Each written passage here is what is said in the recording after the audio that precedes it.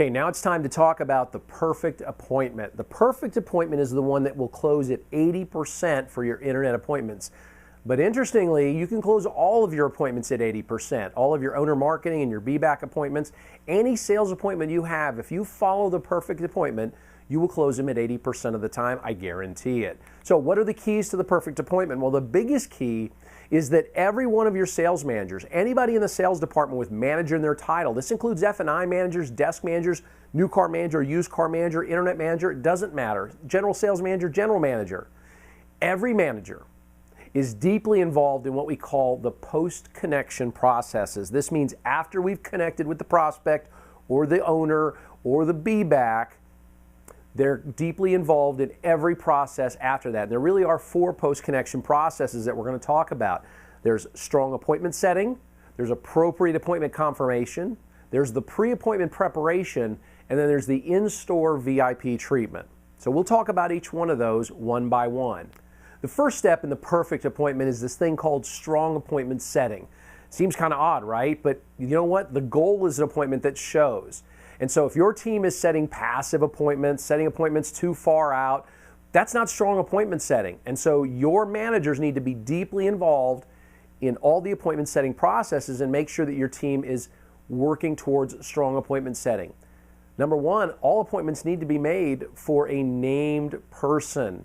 So we never set appointments for the sales manager, right? Because it doesn't create a connection in the prospect's mind. We need to set the appointments for a named person. Now, if I'm a sales rep and I'm calling my owner database, I'm going to set the appointment for me. But I want them to know, you need to come in and ask for Steve Stauning. Your appointment will be with me, Steve Stauning, and I will take you through the test driver. I'm going to be the one that introduces you to our appraiser who's going to appraise your trade, right? So the appointment needs to be set for a named person. If you are working with a BDC, a business development center, or appointment setters, you never want them to set the appointment for themselves. In fact, we want to make sure that the prospect at the other end of the phone understands that my only job, right, if I'm an appointment setter, my only job is to make sure that you get your VIP appointments scheduled. You're actually going to ask for our manager, Steve Stauning, when you come into the dealership. Okay, so we want to make sure if we have a BDC that we set the appointment for a named manager. One thing that your team should understand is that all of the appointments will be set for the same named manager, even if it's their day off. And the reason is we don't want to try to get too cute with this, because our team's going to be trained that when someone drives up in the dealership and we meet and greet them and they say, yes, I'm here to see Steve Stauning, the whole team knows, oh, this is an internet appointment, right? If it's my day off, the team should know to say, listen, Steve's with a customer right now, but let me take you to meet Bob. He's our sales manager, right? And so we take them in. We'll get to that when we talk about the VIP appointment. But it can't happen unless you set it with a named person. And in the case of BDC, we're going to set them with a named manager. Appointments should be less than 48 hours away. I understand that's not always possible, right? Someone serving overseas in our military wants to buy that new Camaro when it comes out. They want to set an appointment to come test drive it, and they don't get back in country for 3 months.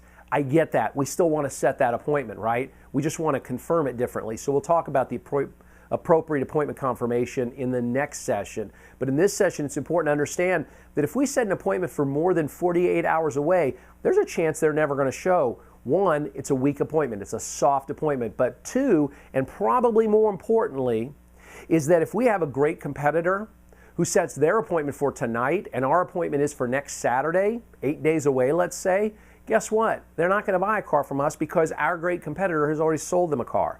And so strong appointment setting means we're going to try to set the appointment. We're going to strive. We're going to do whatever we can to set the appointment for less than 48 hours away. So if it's before noon on any day of the week, we're going to try to set the appointment for today, right? This afternoon. Can I bring it by your work for lunch, right? Are you going to be able to come by tonight at 5:15, or would 6:45 work better for you? We're going to try to set the appointment for today. We're also going to try to avoid setting appointments for Saturdays, unless Saturdays, for very few dealerships, aren't as busy as some of the other days. But for most dealerships, Saturdays are still our busiest day of the week. It doesn't make any sense to try to set too many appointments for Saturday. But we're also not going to be silly.